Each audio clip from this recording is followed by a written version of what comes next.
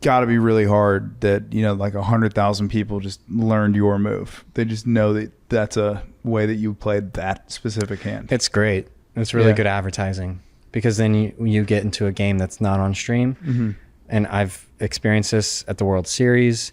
I've experienced it around town. You sit down and everyone just watched you play like a maniac. Mm-hmm. So poker is really about understanding when to hit the gas and then when to hit the brake. It's like changing gears.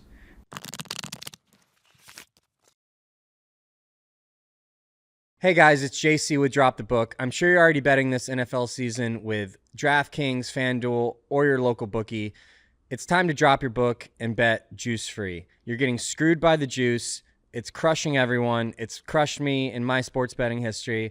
And now I'm betting juice-free with my friends on dropthebook.com. You can add me at username T1000. Start your 1-week free trial today, and let's gamble on a fair platform. Oh my God. What's up? What's up? Dude, good. Nice to see you. You as well. You know what? I think we had a great date on Sunday. We had a nice date with my girlfriend, which was a good time. And I'll tell you one thing.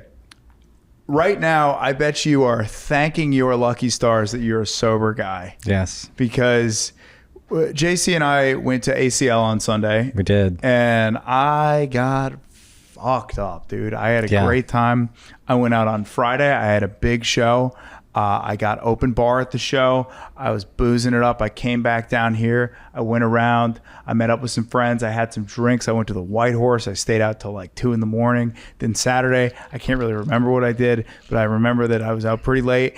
And then Sunday, we went to ACL. Saturday was a blur. Yeah, Saturday was a blur. And then Sunday, you sent it to ACL. Sent it. And I woke up on Monday morning, and it was one of those hangovers where you're just like, you know, the ones where you're like, what the fuck is wrong with you? Yeah. Like because it wasn't. Why did I do that?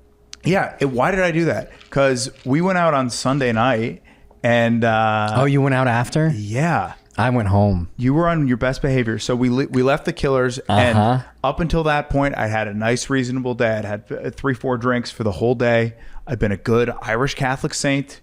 JC just took off in a pedicab that was $355, went off in his own way, and I walked back. I declined. I walked home, actually. You did? I did. It was a little too much. Your buddy was like, how much are you going to pay for? I was like, I don't know. I don't care. And he's like, oh, I guess poker's going well. I'm like, yeah, I've had a good year. But then the guy was like, it's $250. And I'm like, I have limits.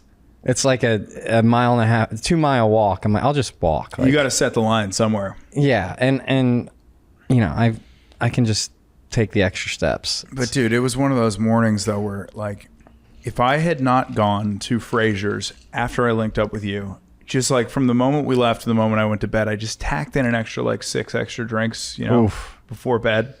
And that's enough to just make me wake up and go, ow. Ah. Yeah. I just punishing anxiety from opening to close. So I was there with a friend, and then we spotted your curly hair. Yeah, we had such a great time at the Killers. Out of like 100,000 people, we spotted your curly hair. Well, because you texted me, you were like, I'm thinking about going to the Killers, and I go, great, would love to see you, but it's going to be tough to find you. Yeah. We're going into Rail Ride this concert, and on the way to T-Pain, you spotted me. Mm-hmm. It was great. I thought T-Pain was the best. That was so fun. That was incredible. T-Pain was unbelievable. That performance, brought back so many memories. I think the first time I ever went out to like a clubs scene kind of thing, it's called Teen Scene. Oh God. It was at a YMCA, and it's with chaperones. I think I was 13, 14. Yeah. And they were playing T-Pain songs. And then you would... Brandon, do not look up Teen Scene or your file. Do not. Brandon, to look so that up. They would have these things at... Teen Scene is a scary Google. Teen Scene is a very scary Google. You do not want that in your search history. Brandon just made an FBI watch list by accident. I hit back so hard on Teen Scene. Anyway, I was 13. Oh my God. And they would play Pitbull and T-Pain, and you would dance and then the girls would turn around and they'd put their asses, like you'd start grinding, and then immediately a chaperone would come over and separate you. Because there wasn't like, that wasn't allowed. You had to leave room for Jesus, or you had to leave a little space. I think you had to dance like face to face. Yeah. But every time they'd walk away, the girls would turn back around. Dude, talk about things that like that like you did in middle school that were like something that you would never do now. Like I do not grind with women. I'm not going to grind with anyone out at the club. It's just not really a thing that I think is. It's fun if you have your girlfriend, or like, you know, you're close. But yeah, like a random is. In middle school, people were just grinding. That's like, what you did, yeah. When you think about what it was that you're doing, you're like, holy fuck, that was so inappropriate. Animalistic. It's pretty animalistic behavior. Holy shit. I mean, just a bunch of dogs. It's so bad. Just humping each other. Yeah. Brandon was playing middle school football. I'm sure he's grinding with all the ladies, dude. Yeah, dude. It was a teen scene, you know? It was a good time. Yeah. The teen scene. Holy shit. And then my mom would pick me up. So you were a homeschool kid. So were you getting dropped off at the dances? Yeah. Yeah? Yeah. And I never went to prom. I never had a prom. Did the other kids at the teen scene know you, or were you just the odd man out from the... I mean, I think these you're the homeschool kid that got dropped off. Yeah. It was kind of like a gathering from kids from multiple schools. So you kind of just blended in. Yeah, like when I graduated high school, it was with like it was at a church group or something. One other person graduated in my class from like another homeschool kid. It was just... You had a homeschool... It wasn't... I didn't really have... You had a homeschool graduation. I didn't really have a real school experience. Like I was golfing all the time. You know, I was homeschooled my entire life till college. And then I dropped out of college like real quick. I hated school. I'm thinking about your homeschool graduation, and it is bumming. It's making me a little sad. I've shown you a homeschool high five, right? Let's see it. That's a homeschool high five. Oh, buddy, a homeschool graduation. That's tough. Yeah. Oh, bud. Yeah. Dude. That was at the dance. How did you meet people? Did you meet people through like church or like church, sports and stuff? Church. It was mainly church, youth group. Every Friday night, I would go to youth group. Lit. Yeah, I was lit. It was great. My brother stole every girl that I ever liked and would run off with them into the woods and make out. It was great. Were your siblings homeschooled too? Yeah. Really? All of them. Yeah, both my brothers, yeah.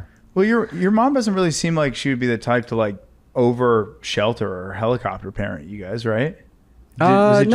She was like a career woman, and then she got pregnant, and once she started having kids, she completely ditched her job, and all she wanted to do was be a mother. That became her sole passion in life. So she did 18 years of homeschooling, Matt, Seth, and me, and then she's the best mom in the world. She's great.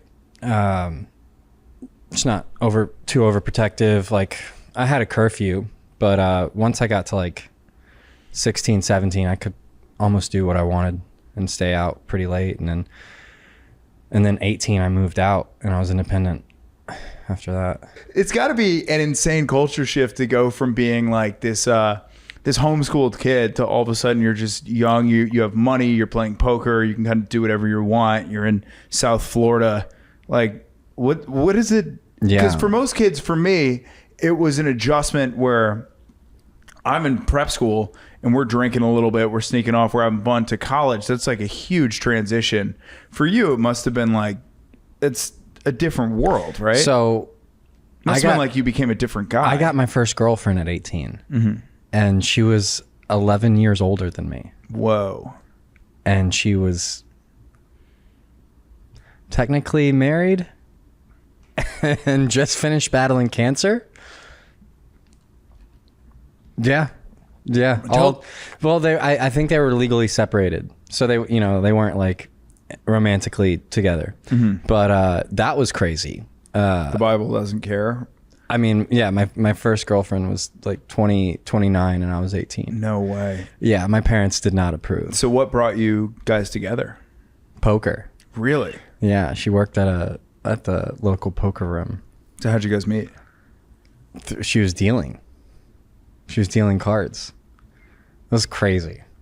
Regale us the tale, dude. Don't quit holding out on it. Give me these one word responses. Tell me what went down. She isolated me from my friends. Mm-hmm. So she was robbing the cradle a little bit. I didn't have any friends. I didn't really see anyone else. So she isolated you from the friends that you didn't have. It was a pretty toxic situation, and I didn't really realize what was going on until it was over. Till I got out of it. But that was like my first experience with relationships, and I lost my virginity at 18, and then that was crazy. And then once I got out of it, and like my friends came back into my life, and then I started socializing again, and then I think I started drinking around that time, like 19, 20, and that's when I started going out and building like a social life. I remember getting out of that relationship, and I didn't have any friends, and I made it a point. I was like, I'm going to have friends. Like, I was depressed and alone. I was like, I'm going to have friends. I'm going to figure this out. And I just started socializing with people and making friendships, and start dabbling in alcohol, and the booze. Yeah, man. I mean, did you find like do you think having sort of a sheltered existence made you make like bad decisions a lot when you were just kind of exposed to this like insane world? I think I would say that those like decisions would have happened either way. Mm-hmm. It might have made it a little more enticing, or a little more like you feel like you're in a cage, and then the cage is finally open and you go a little crazy. Mm-hmm. Because I was raised very conservative, and there wasn't a lot of exposure to partying, drugs, alcohol. So what? So not. So yeah, I might have went a little ham those first few years. It'll get you. What? It'll get you. It'll get you. Yeah. Yeah. I mean, as soon as the guardrails come off, it's like some people hit them. Some people go off the road a little bit harder than the others, you know? Yeah. It's interesting though that at that time, like all the women that were in my life were all older. Really? Yeah, like from I guess 18 to like 20, 24, 25. Every girl that was giving me attention was like 5, 6, 7 years older. Really? Mm-hmm. Why do you think that was? I think that's like a natural thing in life. Because as I'm getting older now, there's more attention the attention that I'm getting is from younger girls, and not so much older. I think it just like flip flops. What, like just 23-year-old girls just don't want to date 23-year-old guys? They either want to date 18-year-old guys or 32-year-old guys? Yeah, I think so. That's just a personal experience I've had. I don't know if that's for everybody, but I'll tell you this definitively from experience. When I was 18 or 19, there were absolutely no older women interested in me for sure. Like none of them. Because when I was younger, I've always had like a supreme baby face. And so when I was like a freshman in college, it just did not suit me very well. Because I was like really skinny too, you know? So yeah, I was like just 6'2", $130, just like way too thin. I looked like I was dying, you know? And then I had like the long hair too, and it just didn't work. It was not a good look at all. Yeah, I remember 19, 20, 21, the girls my age would not give me the time of day. But like 26, 27, 28-year-olds would give me the time of day. They'd talk to me. And then now I'm 34, but now like 24, 25-year-olds. Yeah. Interesting. Yeah. Interesting flip-flop. You should talk more about how you like 24-year-old girls. I think that'd be good for the pod. Fuck. Just be like, dude, I love it. 22. Give it to me. Let's go.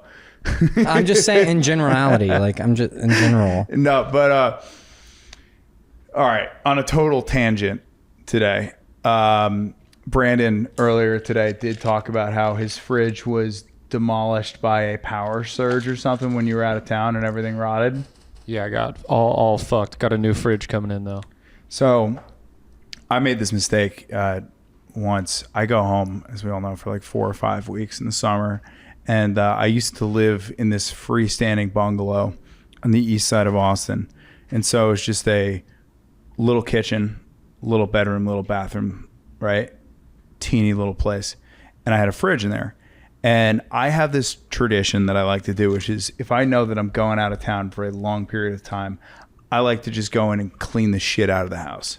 Like I'm talking like I go in, I wash the sheets, I make the bed, I clean under the bed, I vacuum the carpets, I get behind the couch, I clean behind the fridge, like a deep clean for my apartment. So when I come home, the place is just immaculate. I went home for 5 weeks in a particular summer, and I'm going to leave the place, and I'm cleaning the place up, and when I was cleaning behind the fridge, I just accidentally pushed the fridge out a little bit too far, and I unplugged it. And then just went home, walked out of the house. Didn't realize at all. Middle of the summer. Yeah. Texas heat. 105 degrees every single day. And then you left. And then I left.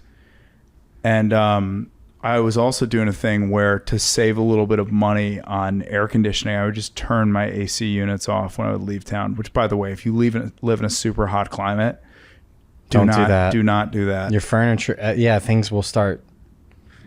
It's not good. Like melting. So I think I just set the AC units to like 80, so it wasn't like quite 105 in there. To this day, not exaggerating, when you got back, one of the worst things I've ever smelled in my entire life. So I opened the fridge and I was like looking around. I'm like, it kind of smells a little bit weird in here. I opened the fridge and the entire inside of the fridge has just become the entire thing is just maggots. The entire wall of the fridge is filled with maggots. And I go to clean out the freezer, and the freezer, everything had just like liquefied in there.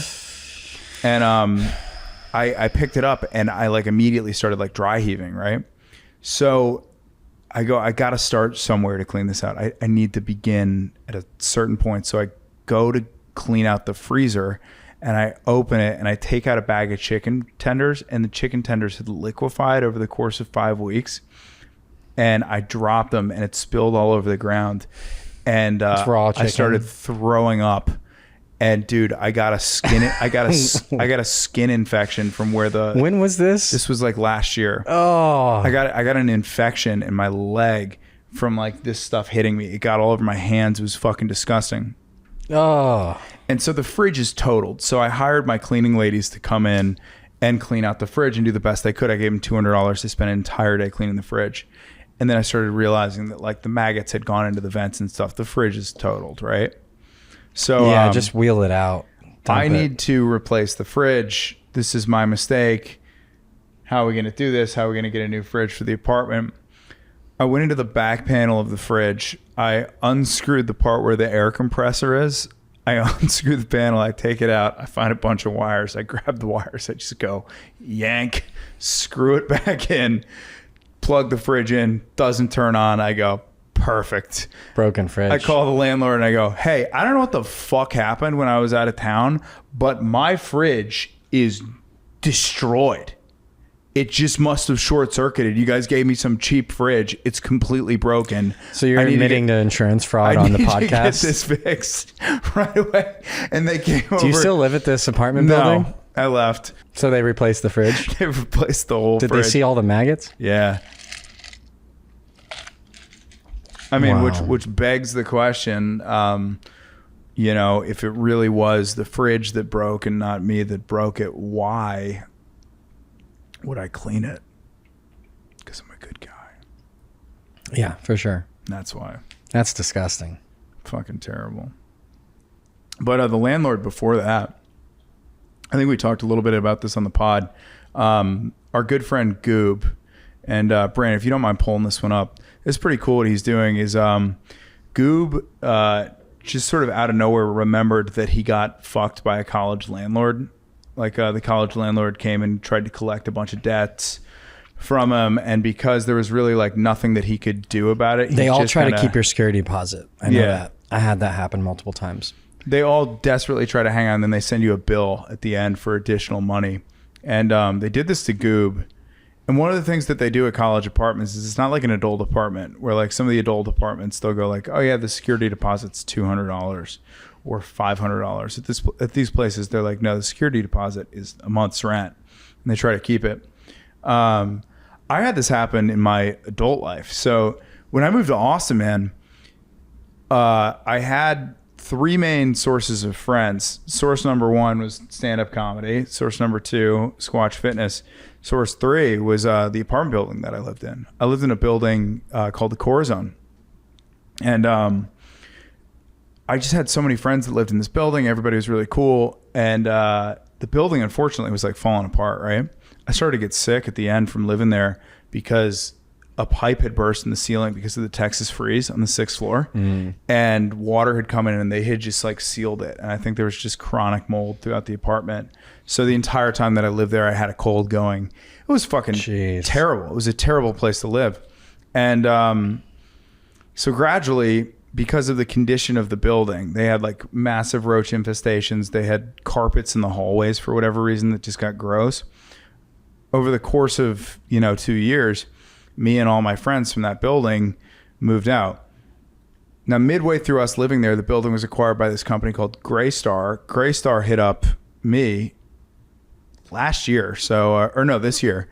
2 years after moving out of that apartment, 2 years later, they hit me up and they go, hey, you owe us $600. You owe us $600. Yeah, just ignore it. I said, what do I owe you the money for? And they went, no response. If I emailed them, no response. I called them, no response. I left them a voicemail, no response.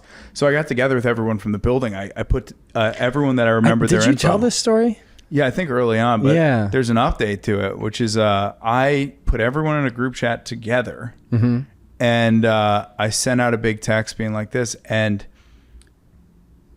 not only was no one able to get a hold of Graystar, they just went ahead and forwarded everyone's bills to a debt collector. So they just never followed up on it. We were never able to get a hold of them, and every single person got a bill from a debt collector. One person paid. The rest of us are holding out. But do they do this? Is this like a business tactic? Do they sell it to a debt collector for pennies on the? Yeah. So my guess pennies on the dollar, and it's profitable for them. My guess of what's happening is like when you sell debt to a debt collector, you sell it for a fraction of what it's worth. And so then the debt collector tries to collect the full amount. Yeah. So my guess is the debt collector, they're like, hey, we'll sell it to the debt collector for 20% of what it is, and they sell my debt to So they probably sold it to the debt collector for like $200. Purchasing, okay. The collection agency attempts to recover the debt and make money either by purchasing the debt at a discount or by earning a commission, often 25 to 50% based on what they successfully collect from the. So this is the same thing that happens in the gambling world, where go to the one right there too. If someone owes you money in the gambling world, if they have a history of not paying, then you can end up selling their debt that they owe you to somebody and then depending on their credit or how other people perceive them, you get like 10 cents on the dollar, 20 cents on the dollar. It's the same thing. So these apartment complexes are just making up fake charges and then selling it to debt collectors and profiting automatically. Brandon, can you pull up that Reddit thread right there? It's crazy. So check this one out. An apartment complex I was looking at a year ago, but never moved into, signed a lease or anything with. Sent me an email about a move-out balance. I sent them an email back informing them all the reasons that wasn't possible. It must be a mistake. I continued on with life until today. I noticed my credit score dropped all the way down to 654. I don't really know what to do, but after the mess with the move-in date being misrepresented by that, never moved into or signed a lease. I don't really know what to do, but after the mess of the move-out date being misrepresented by them leaving me with no place to live, I fucking hate this apartment complex and the people who work there. What should I do? Yo. Everyone's scamming everyone.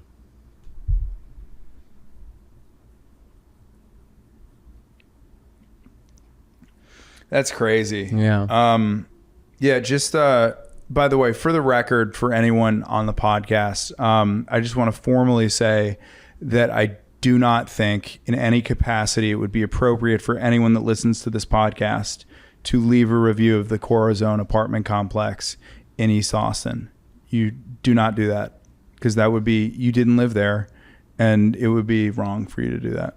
So there's a write-in question. So I sent a Google form out to some of my friends, having them write in questions for the pod. And we're going to start getting questions for the pod. And we have our first one today. Whoa. Guys, this is a question from my buddy that I grew up playing a little bit of poker with. Very first question. What percentage of the poker pros are on the spectrum? With JC being the sample size, I would say the answer to that question is 100%. We're one for one over here. Am I on the spectrum? Probably. I think I'm just homeschooled. Yeah. You know, there's a difference. All right, so here we go. Brandon, you want to read the question? What might need an academic study done on why we might need an academic study done on why poker pros refuse to bathe regularly? Thoughts? I bathe regularly. I just took a shower. Well, yeah, you're probably playing public games, and public games are full of grinders, guys that will play 10, 14-hour sessions. They go home, they get online, they play for another 6 hours, they barely sleep, they wake up, they get right back to the poker room. There is a good amount of smelly poker players out there that don't bathe enough. So they're asking about these type of guys, and how do you avoid becoming a misrig? What's a misreg? A misreg. Poker is a grindy way to make a living. How do you avoid becoming a misreg?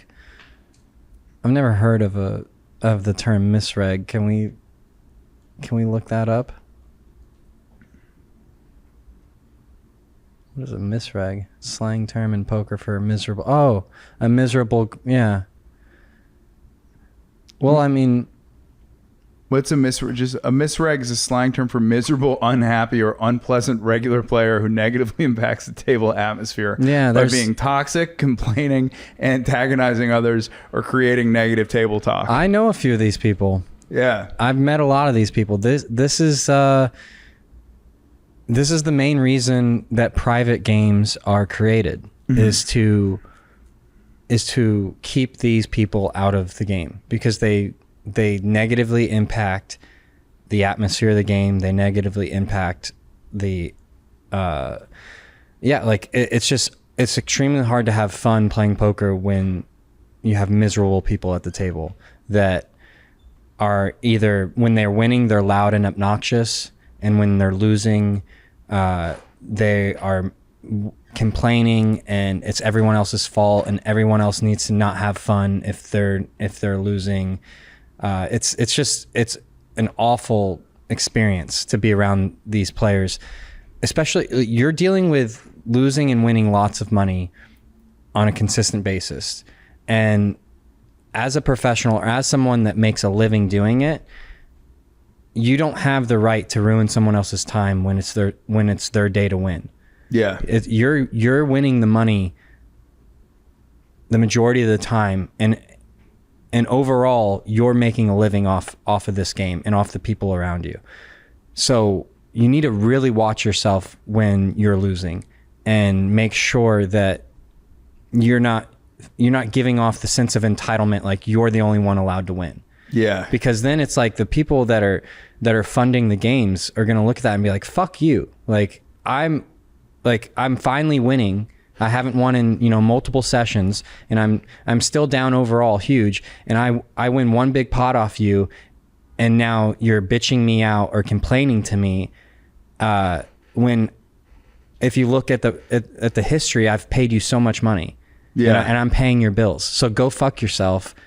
I don't want to play with you anymore. That's what happens. That's why private games are formed, so that you can kick people out of the games, and you can stop them from sitting down, because they're negatively impacting game. It's awful. This is why if there wasn't private poker, I would have stopped playing poker years ago. Yeah. It's not an enjoyable experience to sit down in a public game with these types of players. And you have no control over who you're sitting down with at a casino. It's always completely random. Yeah.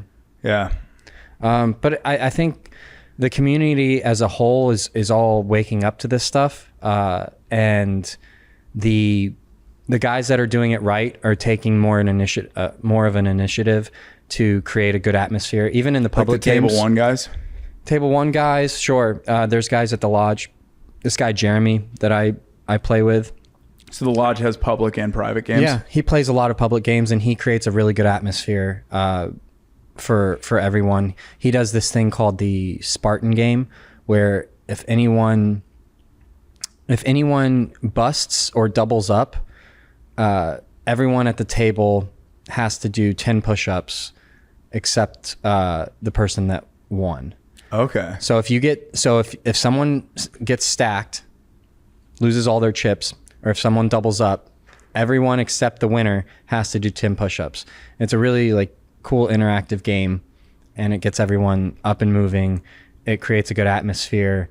And yeah, miserable regs aren't going to like games like that. Yeah, they're not going to hate. They're going to hate having push-ups when they lose. A lot of these guys, when I'm imagining these guys too, I'm imagining big kind of beefy guys that probably couldn't do a push-up as well. But like I said, the poker community as a whole is kind of waking up to this, and I think game quality or game atmosphere is getting better as a whole. But I've been dealing with with players like this for a long time. And do you have a specific guy that sticks out to you? There's multiple. Okay. There's a few. I rarely burn bridges in poker, but I've burned, I think since I got to Austin, 2 or 3, and I have zero regrets burning those bridges. I gave these people so many chances of conversations with them, showing them hey, you can't act like this. I've made these mistakes too, and you're not going to be able to keep playing. You're going to lose your seat. This behavior is not acceptable, over and over and over. And then eventually it's just beyond a conversation, and you just have to ban them from playing, because they're literally bringing down the enjoyment of the game, and they're hurting the game. Yeah. And yeah, I mean, it's eventually you just have to cut ties. Got to do what you got to do. Yeah, that's a good question though. I just haven't heard the misreg analogy, but yeah. And I guess last thing on here, we don't really need to answer this, but thoughts on YouTube restricting poker content seems asinine, but for now you need to be logged in to view poker blogs. Just I'll use this one just to make a quick plug for us real quick. I think, on YouTube, you do need to have a account that shows that you are of age to be able to view poker content. 18 and up? Yeah. So again, this is why it's kind of hard to get poker content really going into the fold, right? Get it into people's algorithms. It's a lot harder than just basic kind of Mr. Beast type content. So if you are watching this and you're not subscribed, throw us a little sub and a comment. It goes a long way. So thanks, gang. That's cool.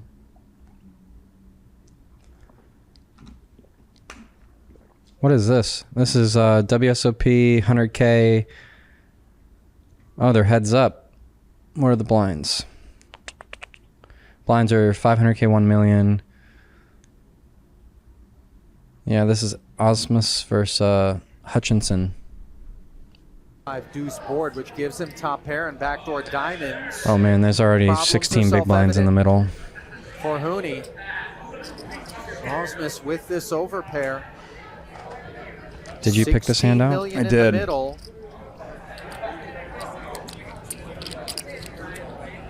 This money's going in. You know, I don't know if you caught this, but Hooney reached Yeah, over and the grabbed SPR is Shit, really low here. There's 16 million in the middle.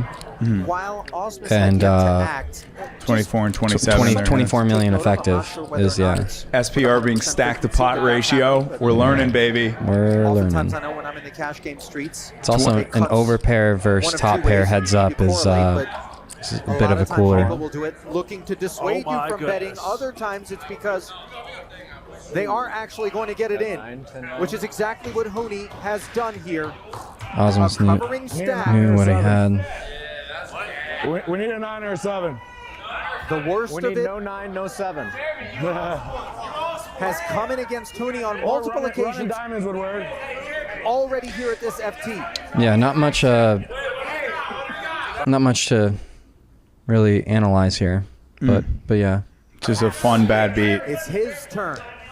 Oh, he does win it. Pay Yeah. some favors. 9 set, top pair. Backdoor flush draw. Will the deck shine down on He's wearing an East Carolina University football jersey. His first bracelet. He's behind. Stays there. Uh-oh. He's got me covered. I can't believe I'm about to get second in another one of these fucking tournaments, man. One, King 9 and King 8 away. Hooney. Perhaps a bit preemptive. Maybe looking to tempt fate. 9 or 7 would do it here. Can he find it? Oh! The reaction.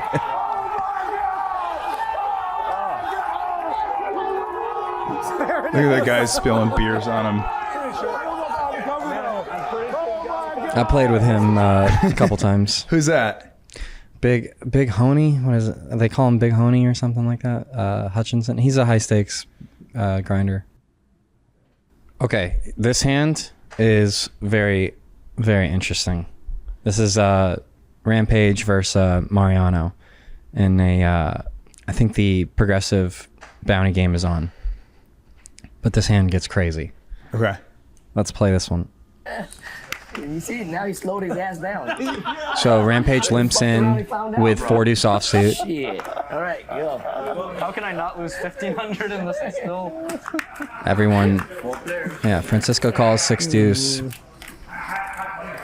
Mariano checks Jack 9. And Turbo checks his straddle with Ace-8. Rampage has 2 markers, but is probably not winning the bounty game here. So he's got 2 markers. So if he gets a third, it's extremely, profitable. Yeah, pricey for the table. Because everyone that doesn't have a marketer has to. Yeah, so he's going really hard at this pot. So that's 1,500 on the flop. There's 3,900 in the pot on the turn. Mariano checks. So his equity increases from 5% to 11%. He bets 2x pot on the turn. That's 8,000 into 3,900. 2x pot. Rampage does 4-2. Yeah. Why is he doing this? Is he hoping for like a straight draw or something, or is he? So this is it's a polarizing bet. So you either have an extremely good hand, or you have dog shit and you're trying to apply max fold pressure. So in other words, a bluff. Just a yeah. You're really trying to get the guy to fold, or you just have you're nutted and you're trying to make it look bluffy. Okay. Rampage's incentive to bluff here is obvious, so Mariano's not going to fold.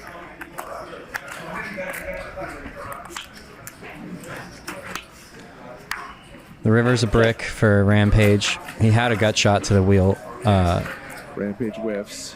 The wheel draw. What are we doing here? So there's Rampage? 19-9 in the pot. And he's about to make an insane bet. We like Mariano. Mariano's a friend of the pod, so we're pulling for him. Do you know Rampage? I do, yeah. Rampage just got into town, actually. I think we might be playing some golf this weekend. And if he wants it badly enough, will that just cause him more pain?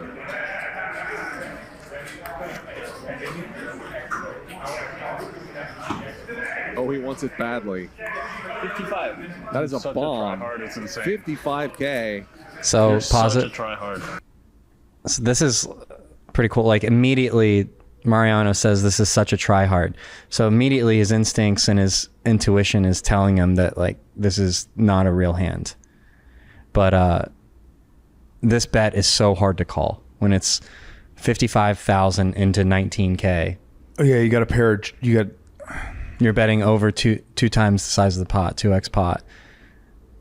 So to like you have to be, if you're wrong, if you're in Mariano's position and you call and you're wrong, you're just lighting so much money on fire. You're burning cash. You really have to be certain that you're right when you're calling such a large bet, or else it becomes really unprofitable. So this is why these huge bets are so effective. I kind of love it though.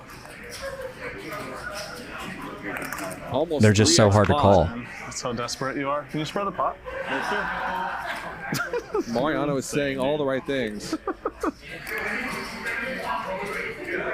Man, it's a good bet. Sometimes you just gotta let them have it.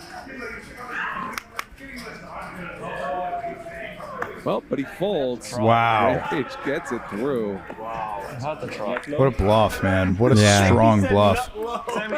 You know, so this is what I want to ask about this one is, it's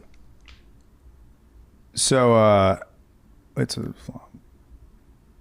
The flop, then there's so why am I'm having a brain fart remembering. Wait, what do you call Do you want to play high stakes poker with me? Can you find a backer? Because you would be really juicy. what do you call the fourth card that comes out? You would be that? the guy on the river. You'd be like, wait, what happened pre-flop? What did you bet on the turn? Wait, what's happening right now? What's that first ace called? What do you call it? The flop? What do you? Well, there's the flop, then there's the river. The turn? The turn. Okay. Oh, the turn. So, I thought you were getting good at this. Hey, I was. What's that second card called? I know what the hijack is. I don't know where it is on the table, but I'm aware that it exists, and I'm aware that it's a position in the circle. By the way, shout out to the guy that watched a clip from a podcast that me and JC did legitimately 2 years ago and said that Joe has the worst analogies ever. Fuck you, dude. I know what that guy was with the sharp read, yeah. Yeah, I know what the turn. I know what the turn is. And I'm someday the fourth community card, yeah. The turn. So we get the ace on the turn, and Rampage puts a bluff in, and Mariano calls. Yeah. Why do it again? Why bet again in Rampage's spot? Why bet again in Rampage's spot? Well, he's continuing his story. So his story on the turn is that he has a really good hand. That he has, he's like nutted. But the story obviously doesn't make sense. I've nutted because I have a really good hand. Well, Mariano calls it out as soon as he sees the bet. Brandon's disappointment on that joke was unbelievable. He goes, all right, please go ahead. Sorry. I don't know. Where were we at? We were talking about how he nutted because he had a good hand. So why continue to bet? Yes. Why bet again on the river? Mm-hmm. Well, because you can't fucking win at showdown. You can't win the pot unless you bet. So if you want to give up, you want to be a little bitch. Couldn't you look at it too Joe. as like sunk cost though? Like there's no way I'm getting this money back. Obviously, yeah. I'm kidding. But yeah, you can't win if you check.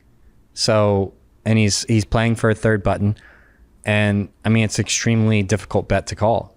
He went with the right sizing. If he didn't go that big, he would have lost. I did something similar in a pot with 2 9s a while ago in a high stakes game where the board ran out ace, ace, jack, jack, and the guy had pocket kings. Mm-hmm. And I bet like 25,000 into like 17K or something. Yeah. So I overbet the pot, and it made it extremely difficult for him to call, and he folded. But yeah, so there's the two trains of thought. You can't win at showdown, so you have to bet, and you want to apply max fold pressure And so you have to bet really big. But you can also do this with your we call them nutted hands. I know it's gonna make you laugh, but you can do this when you have the nuts too. And I mean, you should do it when you have the nuts, because that then it balances it out, and it makes it really tough to play against. If you only do it when you're bluffing, then it's gonna be easy to call. Easy to figure you out. Easy to figure it out. Yeah. Yeah, and if you also only do it when you have a really good hand, then that's tough. Then it's also then it's also easy to play. Got to get some of these in. 4-2 snap fold, but I mean, yeah, that hand's pretty awesome, and it's interesting that like Mariano immediately figured it out, but then he couldn't go. Like he decided not to go with his gut. But it's also, I mean, it's reasonable. The guy bet 55,000 in a 19K, so like if you're wrong, you're just it's a disaster. But yeah, I mean, so we've talked about this like a decent amount, but when you play this way on a stream that everybody's watching, it's got to be really hard that, you know, like 100,000 people just learned your move. They just know that that's a way that you played that specific hand. It's great. It's really good advertising, because then you get into a game that's not on stream. Mm-hmm. And I've experienced this at the World Series. I've experienced it around town. You sit down and everyone just watched you play like a maniac. Mm-hmm. So poker is really about understanding when to hit the gas and then when to hit the brake. It's like changing gears. And the best players in the world can seamlessly change gears based off the feel of the table and like how people are perceiving them. And so if you're able to change gears, it's extremely profitable, because everyone just watched you play like a maniac. And if you can switch your strategy or switch your gear, then you just start getting paid. All your value just starts when you have a hand. You just get paid because everyone thinks you're going to be a maniac. And then when you get the vibe or the feeling from the table that, okay, now you have respect. Now everyone's respecting your raises or respecting your bets. Apply the pressure again, and you go psycho mode.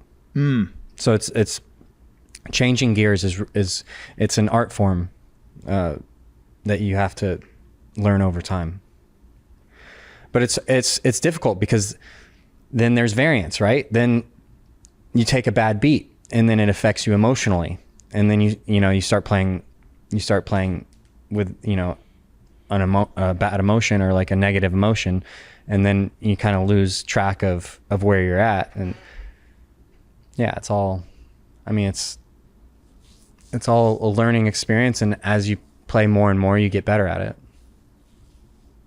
Does that make sense? Makes complete sense. Sweet. Cool. All right, boys. Well, any parting words for the fans? Let's see. Might have some streams coming up this weekend with Rampages in town. I just said we might be playing together. Oh, sick. You guys are going to play in the lodge? I think so. I'm waiting to hear back from Skull about if I have a seat or not. But if we do, tune in to the lodge, and should be some exciting hands. Sick. That we can review later. And then we're going to I'm going to post that form for the writing questions on my Instagram. I'm going to tag you in it. So keep an eye out on our Instagram stories for that. Cool. Put it in the bio, and we'll go from there. Sweet. See you next week. Thanks, guys. We did it.